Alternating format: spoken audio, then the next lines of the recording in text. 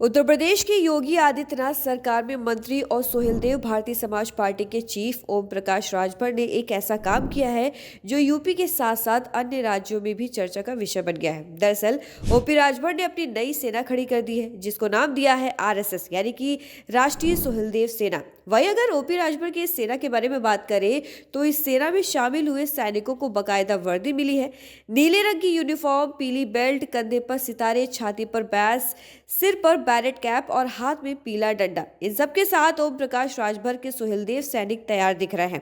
राजभर की सेना में कमांडर, सीओ और इंस्पेक्टर जैसे पद हैं। ओपी राजभर खुद कहते हैं कि गांव के युवाओं को कौशल विकास के रास्ते पर लाने के लिए उन्होंने ये सेना तैयार की है जो लोगों का सहयोग करेगी।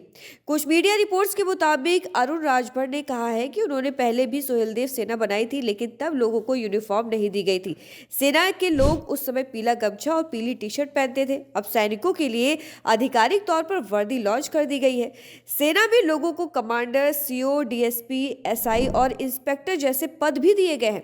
इन पदों के हिसाब से कंधों पर सितारे लगे हैं। बताया भी जा रहा है कि राष्ट्रीय सोहेलदेव सेना की शुरुआत प्रदेश के 22 जिलों में की गई है। राजभर का शुरुआती लक्ष्य अपनी आर्मी में 1 लाख लोगों को जोड़ना है। वे सेना के माध्यम से लोगों को ट्रेनिंग दिलाना चाहते हैं।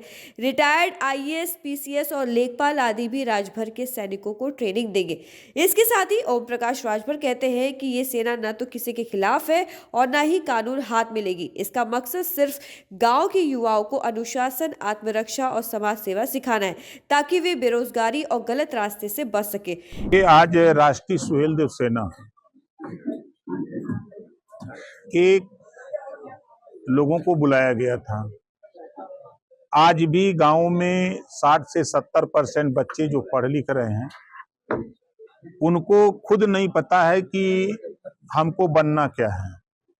तो अभी से हम लोग राष्ट्रीय सोहेलदेव सेना के माध्यम से उनको हम लोग अनुभव शेयर कराना चाहते हैं। जो हमारा सिपाही भर्ती होके रिटायर हुआ है, जो दरोगा रिटायर हुआ है, जो मास्टर रिटायर हुआ है, जो बीडीओ रिटायर हुआ है, ऐसे रिटायर्ड कर्मचारियों के माध्यम से हम इन लोगों को उनका अनुभव शेयर करा करके उसकी जानकारी गांव के हर बच्चे तक पहुंचाना चाहता हूं।